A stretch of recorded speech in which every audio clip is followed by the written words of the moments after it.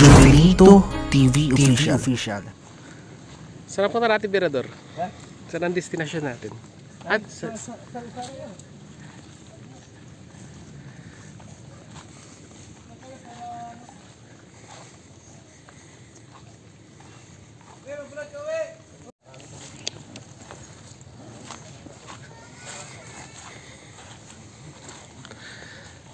so yun guys, no? So yung punta natin ngayon, ito yung nabiling lupa ni Bro JP Alibio, at dito ongoing yung pagpoporma. Mayaman na! Sana all! Pag magbago ito, pag nagyaman ito, malabo yan. Baka ito yung maging masungit na, no? Maging isnabero ngayon nga, isnabero na eh. Uy! Cash out. Walang pagbabago, ganun pa rin. Ganun pa rin ba? Yan. Laking bahay ni JC, oh. Mansyon. So ayan po, no, nililayout na po yung bahay ni Bro JP. Maganda yung forma sa bahay ni Kuya Mel. Dito po. At may mga, ito po yung puno, no, ng nyog. Binubunot po, no, kasi nasama sa layout. Ayan.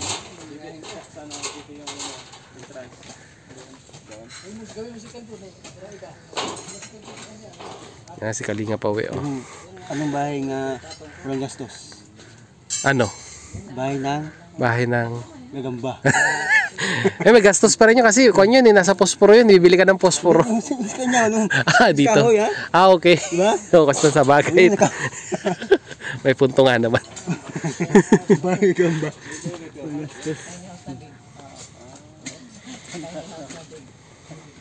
Dalawang tayo na house na.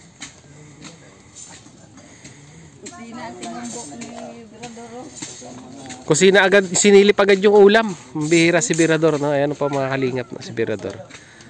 Yan. Imbis na yung bahay ang i-vlog, yung pong kaldero ang blinag niya. Yan. Tubig na, Jiki. Ay, grabe, oh. Puti-puti ang tubig, ah.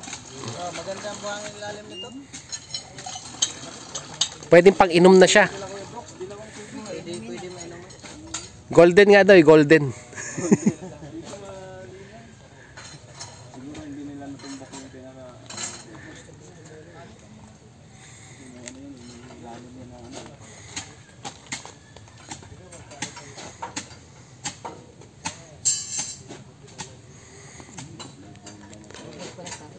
Boss JP, anong sukat nito?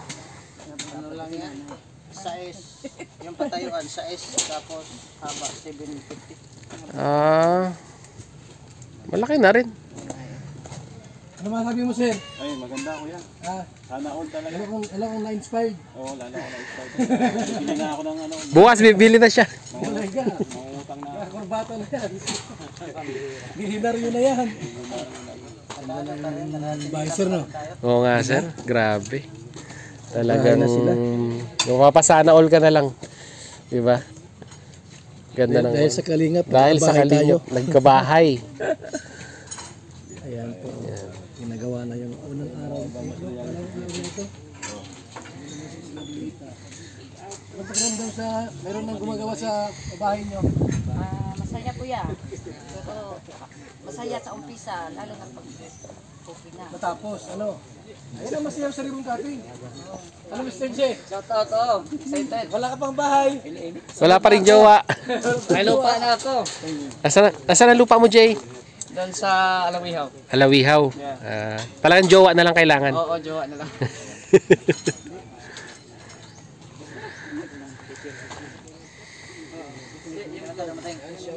Kahapon, kagabi. Lupit. Karating din ang dahil ito. Na-meet ko na rin yung idol ko. Sino? Ikaw. Diba? Dito lang bukas, balik na ako ni Kuya kasi ngayon lang kasi yung pag-layout ba. Oo. Una ko nga hinanap, nasa si JP, sabi ko kay Birador eh. Sabi niya busy. Para ano talaga makita natin kung ano ang ano. Ngayon, Yan, okay na. at least na-visualize mo na siya, di ba? Oo. Ilan pala pag ba ito, Boss JP? Ano, Mga 60 lang. 60 floor. 60 Minus 58. tower. Hindi, ano lang. Yung dito. Bungalow type lang siya o may kwan din? Yung vlog mo at para yung dito. Oo. Pinapatong ko lang.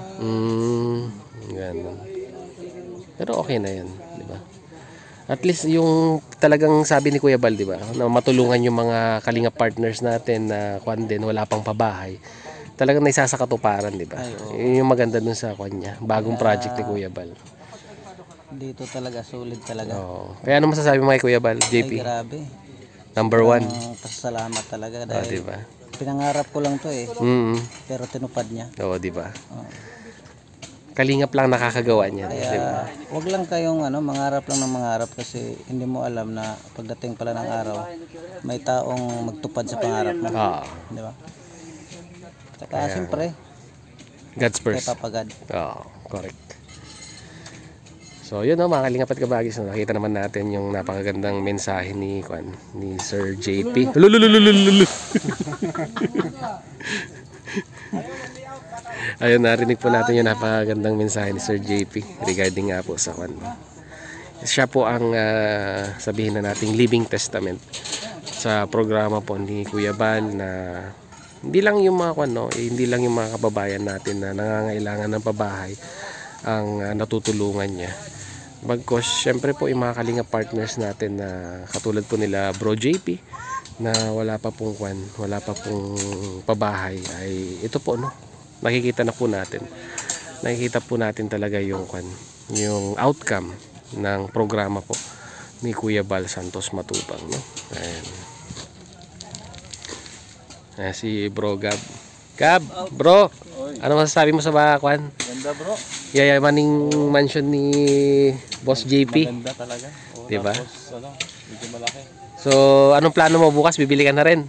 Mayroon akong kinukuhang doon, lote. Oo. Hulugan lang kasi wala tayong pang-cash. Malay natin, 'di ba? Unti-unti. Malay natin, 'di ba? May makapanood.